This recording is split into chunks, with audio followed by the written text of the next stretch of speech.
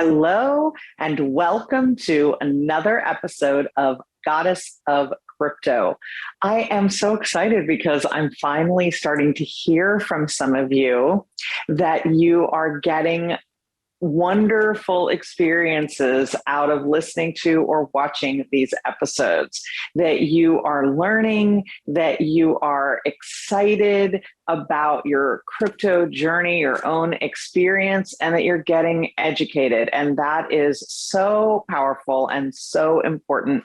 And I'm really proud of you. I'm proud of you for sticking in there and making sure that you come back week after week and get all of the information that's there. Because as we know from one of the crypto vocabulary episodes, DYOR, do your own research, means getting that core education as well as researching projects that you are especially interested in. The sacred divine feminine is creative, abundant, flowing, receiving, and disruptive.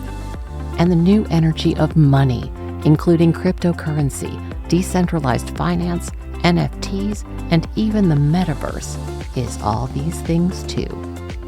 Welcome to the Goddess of Crypto, a weekly show where women who are already in this powerful space will cover these topics simply, so you can relax into knowing that the future of finance is female.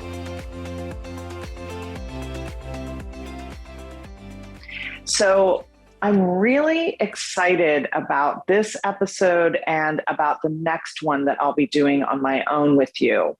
And they're all about some of the, I'll call it the seedy underbelly of crypto. And I've really thought hard about this because when it comes to crypto scams, different types of crypto scams, I kind of already seen them all. And I don't want to say that I was a victim of anything, because for me, whenever something happens where I lose money, I consider that a learning experience. It's a mistake I'm not going to make again. So I'm going to take my time with this material because I really want you to understand what's going on. And the first thing that I want to share with you is sort of counterintuitive. I think most people are good. That is my base expectation and my base understanding. And I admit that I have been called a Pollyanna my entire life because I come from that place where I believe that most people are good. I just have noticed that when it comes to crypto scams, yes, there are some big things like hacks where, for example, a particular project or a particular fund gets hacked and crypto gets stolen.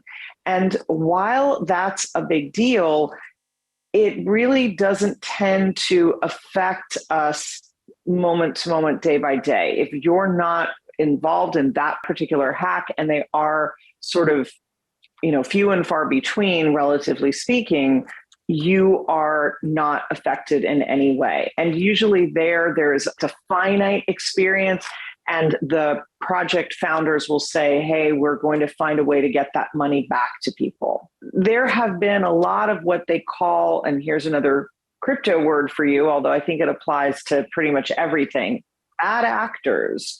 And a bad actor is somebody who is deliberately trying to win your trust so that they can scam you.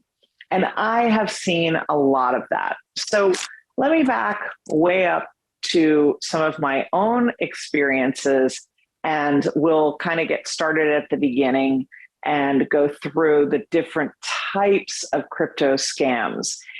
Some of these may be ones that you have experienced. If you're brand new to this, my objective is to have you avoid experiencing them. Like, I want you to look at this and think, well, Halle learned this lesson, so I don't have to, for example, because it's not necessary for you to have to go through it. A lot of times when you come into the crypto space and you're new, well, honestly, when you come into any space and you're new, people will try to take advantage of that. And again, I think most people are good, but I have definitely seen some people in this space who are not. And it's very easy to be taken advantage of, but it's also very easy to protect yourself.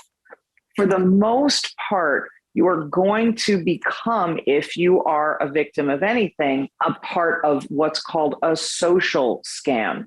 And a social scam is not a hack. It is about human to human interaction. And it is about humans saying to you, you can trust me, and you saying, okay, you know more than I do, so therefore I can trust you. And that is not always true. So I want to get into the specifics of this, as well as structurally what you need to do to protect yourself. Let's start with the structure piece of this. When you're new to crypto, or if this is a situation that you haven't encountered before and something that you are not familiar with and comfortable with already, you need to take precautions. I can't tell you how many people come into the crypto groups that I'm part of and say, somebody reached out to me and offered to help me with, that's a big red flag already. When you have strangers connecting with you, offering to help with a problem that you have, you just want to make sure that you vet them. And in order to vet them, you want to find them, be able to see them online, and be able to see them everywhere. However, that also can lead to its own issues. I'm going to, if you're on the visual part of this, if you're watching on YouTube, I'm going to pop in an insert of me on Instagram. And if you look at this profile, it says I am a Forex full-time trader. Well, I don't know Forex from 5X or triple X. Okay, I'm done with the X jokes. I just want to point out that this looks just like my profile. And my social media manager said, hey, I don't think this is you. Well, by the time she found it, there were already 500 followers of this profile. And the person used my profile photo. They used name exactly as it is, except my Instagram profile has a dot in it. So Halle.Eavelyn, and they just ran it all together as Halle Eavelyn, which I guess is a way to do my name. It's just not how I had set it up. And that was the only difference. They took my profile photo, they took pictures from my Instagram friends, so pictures that I had with people already in them, so that it looks exactly like my profile. And then their account was posting different things than I would post, as well as reposting posts that I had posts. So there were, audio clips from these episodes of Goddess of Crypto. There were posts that I had made on Instagram, which they had basically just copied and pasted. And then there were new posts driving traffic to a separate group. This is, when I found out about it, of course, I reported it immediately. I also did a search for my name. Now, my last name is ridiculously unusual. It was my middle name. It was a misspelling because of the mistake made in the hospital. And so I'm probably the only Evelyn, the way my last name is spelled, in the world. I'm certainly the only Halle Eavelyn that I know of. I'm so lucky in that regard, because if I were in crypto and my name were Jane Smith, this would be a much more complicated process, which brings me to a guy named Mark. He was a trader, and I watched this whole thing happen. Mark was a Forex trader full-time, having moved into the crypto space. He had an enormous group on a separate site called Telegram that is very popular with crypto people. And you may find yourself getting invited to join Telegram so that you can participate in legit crypto groups. And if you do that, you just need to make sure that you set your settings so that only contacts can add you to new groups. Otherwise, and here's its own scam, you will get added to groups that look identical to the real group and are actually fake.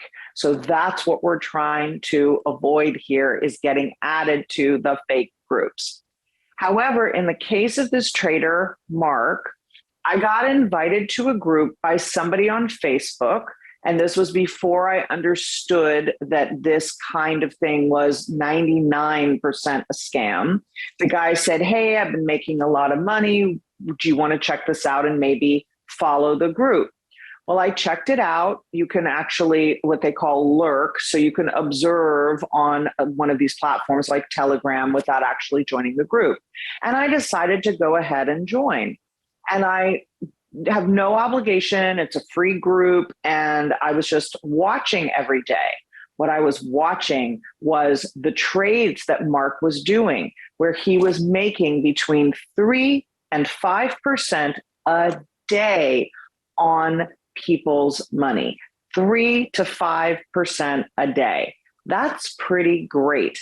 I don't have my calculator with me, but just trust me, you'd be looking at doubling your money, quadrupling your money pretty quickly if that's the kind of daily return that you're getting.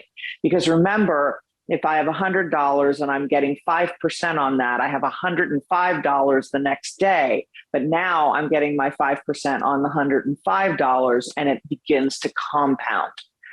Both Warren Buffett and Albert Einstein actually have talked about the powers of compound interest in very simple ways. But compound interest is incredibly powerful, and it's the way to make the most money the fastest. So to see those kinds of returns was very powerful. However, I had already been through a couple of crypto scams, which I will share with you because my objective in these episodes is to share all the different types of crypto scams that I'm aware of. So you will have heard and have, in your brain, in case somebody approaches you in one of these manners, you'll be able to say, hey, I heard about this. I remember this. Let me check this out and let me make sure that it's safe before you participate. So I joined this group and I began to watch. And people were saying, oh my gosh, after my first 30 days, because I think it was set up like you could get in for certain tiers. Like, let's say it started at $5,000, but you could get in up to $100,000. And then you could stay in 30, 60, or 90 days. And the objective at the end of that time is to get your money back, right? They give you back the money that you have given to them. And by the way, I'm going to take an aside here to say, there is no reason in crypto to ever give anyone else either the keys, i.e. the codes to your wallet, or to give anyone else your crypto to give it back to you when there's more. It doesn't really work like that. It could, but the people who do that kind of work, I'm going to go out on a limb here and say are scamming you 100% of the time. I literally don't know anyone who does it legitimately. And I've been looking for a really long time.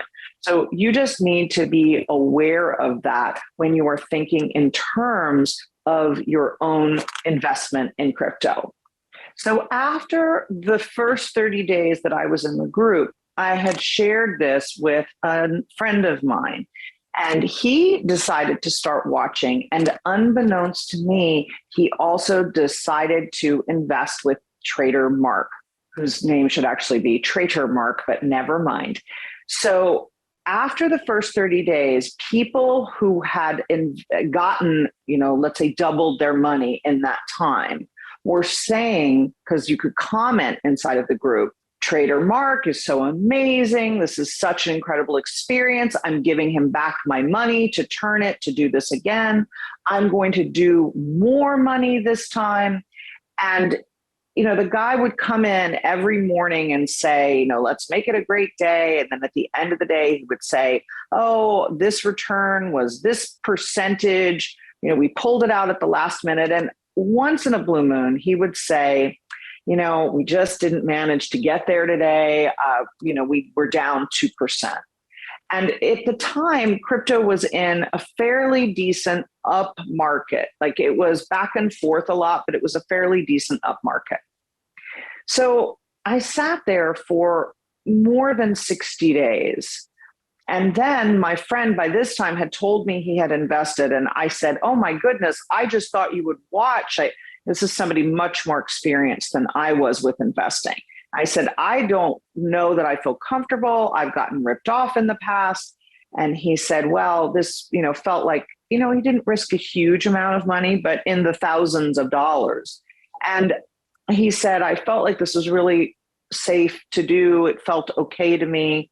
So then he got to a point where he said he was going to invest more money, again, because he had been able to turn the money. And now he had decided to make an additional investment. And then one day he contacted me and he said, it's gone. I said, what's gone? Your money? And he said, the entire group is gone. And I had just this horrible sinking feeling in the pit of my stomach, not for him, but for the people in the group who had said, I have given my life savings to this group because it's making me so much money. My heart was so broken by this. It still bothers me. And it's been, months since this happened. People risked everything and then they lost everything because they trusted a stranger on the internet. Now, look, I'm a stranger on the internet, but I show you my face. You can see all of my profiles. Here was the problem. However, profile that this guy was using was a duplicate. It was the same situation as when Instagram spoofed me, the same situation. And when that happened, nobody could tell the difference because the person was showing up as legit. Now, I tracked down Trader Mark, who turned out to be more like Trader Mark because he was French Canadian and he spoke almost exclusively French. So had someone looked a little bit deeper, as I did once I realized that it was a scam, you would have been able to see these two things don't jive.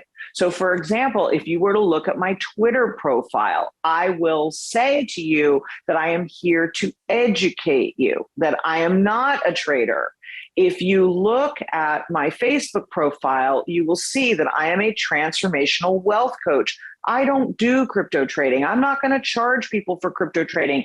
I might charge for crypto education, because I do much deeper work when you work with me as a coach, but I am not going to charge you to teach you about how to trade, and I'm not going to trade for you. It's something I don't feel I understand. I can research a project, I can invest in it, but I can't figure out the nuances of charting to the point where I would ever consider myself a trader, and I'd be sitting at my desk 8 hours a day to do it. The guy who was doing the work, Fake Mark, was a legitimate person. I don't know whether he worked for, you could tell from the way that he wrote every single day. And, people would say, oh, I wish I were you. And he would say, no, you really don't. This is a 12 to 16 hour a day job. I never leave my desk. I'm on 7 days a week. My brain never turns off. Honestly, he didn't make it sound like very much fun at all. But I don't know whether he was part of the scam or whether he was simply hired by the person who was doing the scam. I don't know whether he knew that the Telegram group would be turned off and that everyone would disappear from it. I don't know any of that. And ultimately, I suppose it doesn't really matter, because the truth is that you've got to do your research to the point where you really vet anybody that you would be planning on giving any of your money to. And that's another thing. For example, you could pay me in crypto for coaching services, but I would never say to you, give me this money and I will give you back more money. I will teach you how to make more money, but I would not take your money to turn it into more money. Now, that is what a stockbroker model is, a traditional stockbroker model. But the beautiful thing about crypto is that you do not need a gatekeeper. You do not need an intermediary. And so when you learn even the basics about it, you can get onto an exchange like Coinbase, or you can get onto now places that aren't crypto centric, PayPal, Venmo, Cash App. And that may be safer because like when you first started it, when PayPal first started doing Bitcoin investments, for example, when they first started allowing you to buy Bitcoin through them, apparently you couldn't also like transfer the Bitcoin out. You would have had to have transferred it back to cash in order to transfer it out. But the truth is that if PayPal isn't in the Bitcoin business, they're more diversified. What we've seen recently, and this is neither a scam nor a rug pull, but it's very applicable, is we have seen entire exchanges get brought down. Voyager, for example, where I had a small crypto investment, is in bankruptcy. The Winklevoss brothers did not pull it out in this case because they were so highly leveraged with people buying on margin. Now, that's a cash flow money issue that has to do with people's greed, but it is not specifically a scam. It simply tells me that when you're going to invest your money, that it is better to keep it in cold storage inside of a wallet. And a wallet is basically just a drive that has your information on it and has those like really long, complicated sets of numbers to get in and out of it. And keeping it cold means keeping it detached from your computer. My cold wallet lives in a drawer inside of a special safe, right? That's the way that I keep it protected and safe. And my crypto lives on there. If you do keep crypto on an exchange, make sure that you are keeping it on a wallet exchange and check into it and see, are they trading on margin? That is just some basic safety precautions. All right, let's go back to our scams. The social scam of being spoofed, and I guess I'm, being like public enough to be spoofed. I had two profiles, not just the one. When I found the one, or when my social manager found the one, I went ahead and looked to see were there any others. And the answer was yes, there was a whole nother one. And this one only had like 12 followers. So it was obviously new. And I reported them both to Instagram. People, I've seen this on Twitter, several people that I follow, I'll get direct messaged by them.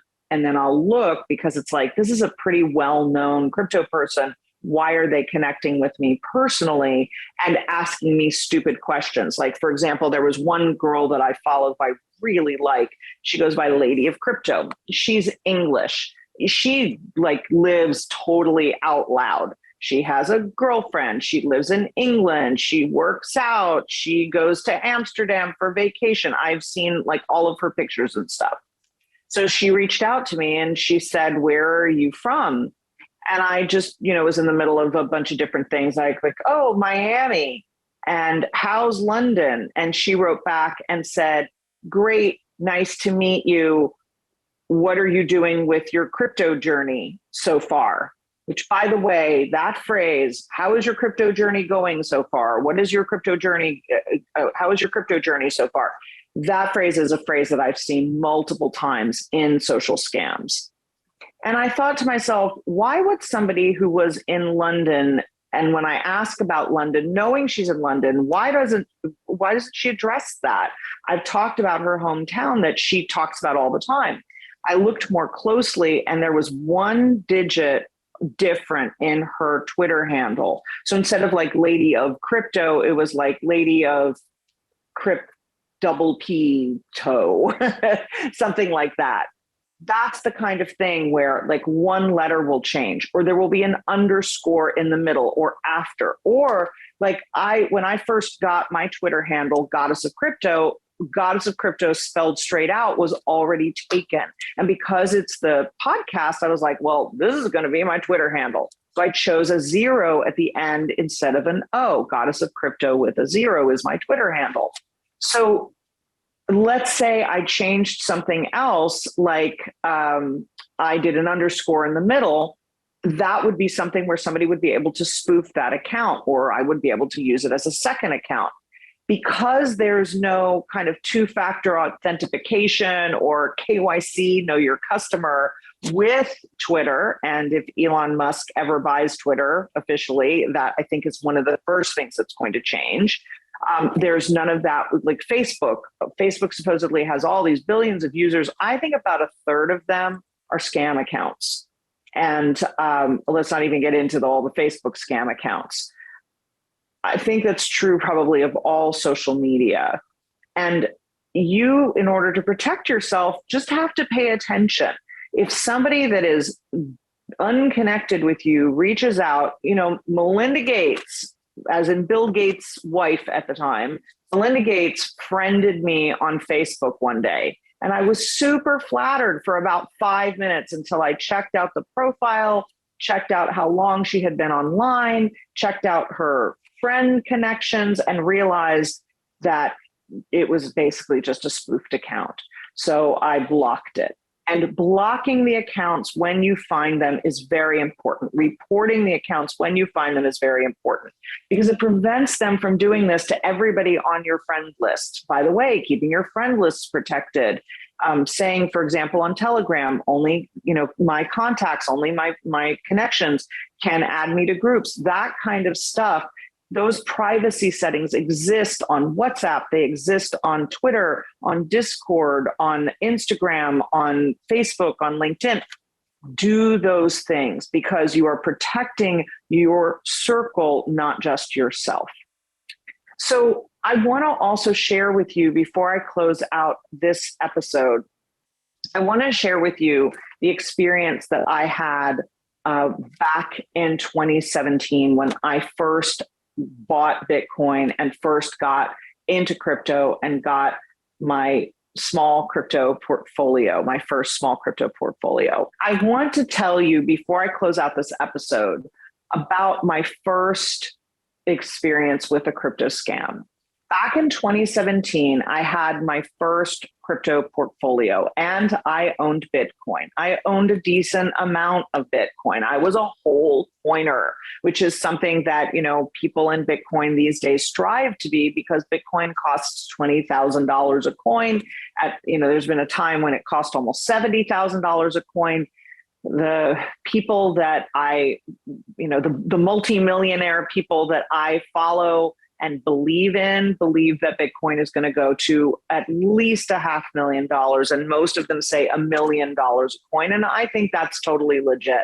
That is my opinion. Do your own research, form your own opinion. Listen to this show because I have all the Bitcoin people on who have their opinions. What I want you to know, though, is that at the time I had enough Bitcoin that I really would, it would have been a really beautiful thing if I had hung on to it. And instead, I became the victim of a social scam. I knew someone who was in Bitcoin, who was he was doing mining. So he was creating Bitcoin and he was doing very well. And he had given out his Bitcoin to someone else. And that someone had doubled his Bitcoin in 30 days and given it back to him. And that's really a key, is they send it back to you the first time, right? So you see at that moment, and this isn't always true, like the Trader Mark scam that I was telling you about earlier, nobody got their money back. They were simply told if they continued to hold it and they could see on paper that it had doubled, that they would be able to double it again. But this particular guy was very smart, and it was a very, very big scam, one of the biggest social scams at the time. He gave everybody back their money, And then he got them to get their friends involved. And I was a friend. So this guy got all of his people together, and together they invested $10 million. And Bitcoin was going for around $8,000 or $9,000 at the time. So do the math. It was a lot of Bitcoin.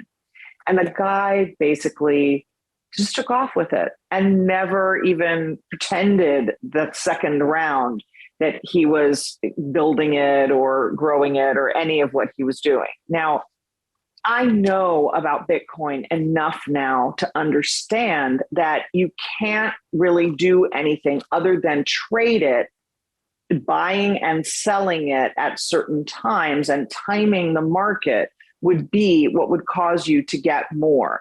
At the time, what I was told was that the Bitcoin was being used in mining operations to create more Bitcoin. I don't know, the way that, like, if you put two rabbits together, you get more rabbits. I think it was kind of along those lines. Super dumb. And I admit freely that I really deserve to lose my Bitcoin, because I not only didn't research the guy, I just trusted my friend.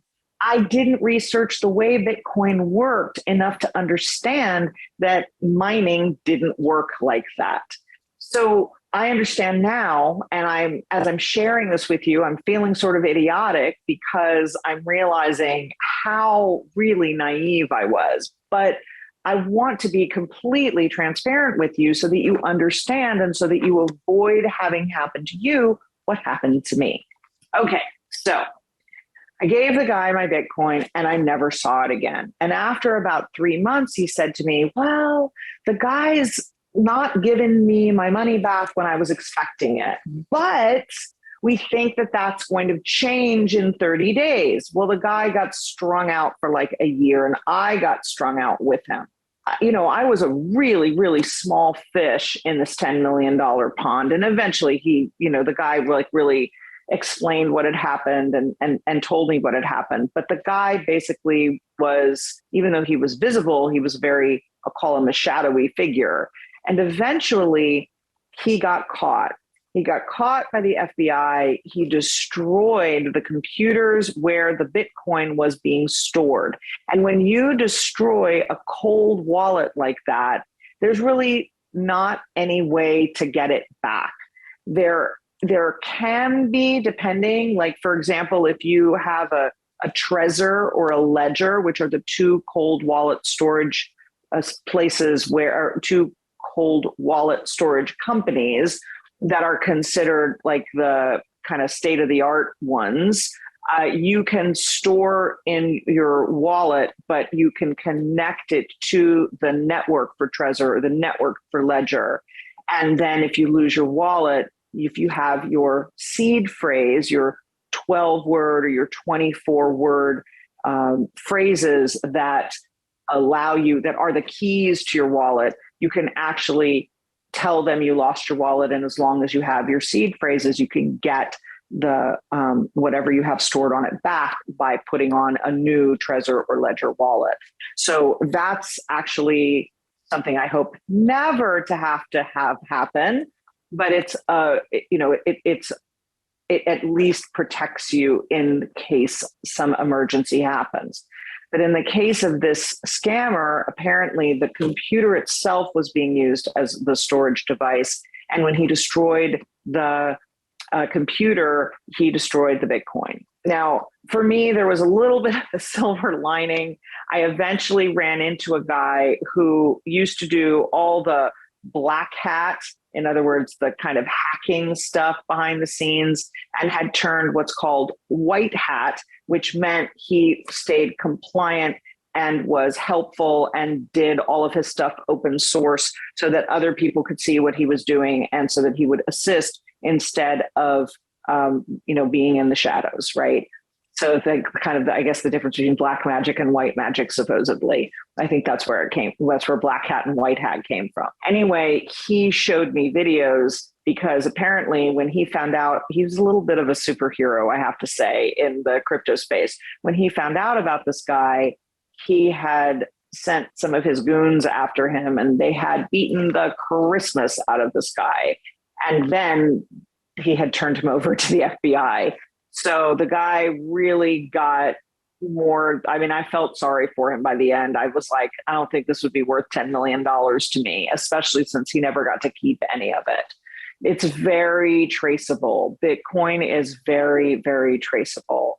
But when somebody has given you when somebody has given their money away, it's not as easy to get to it when you can see, the wallet that it's going into. They can trade different wallets out. And basically a wallet just connects to an ID. And it's the ID itself that you can trace online. And so you can actually see, we can see like when Bitcoin is moving from one whale's wallet into another whale's wallet, that is actually completely transparent and visible on the blockchain. It's one of the beauties of the blockchain. So when somebody is a scammer, you should be able to find their wallet and see, but they could be using multiple wallets. And when the hub disappears, there's no way to find the people who were involved. And the people who were involved that were scammed, they're usually so ashamed that they're not talking about it. And they're certainly not out there hunting down the person who scammed them by looking for the wallet. So if that happens to you, or if that has happened to you, you're kind of out of luck. And if that is the case, I hope that you will see it as a lesson to make sure that this never happens to you again. And to say, this was the cost of my education. This was the cost of me learning how not to get scammed and how to take those precautions next time. And again, I encourage you to learn the lessons that I have learned, to take these on as your own, and to make sure that this never happens to you.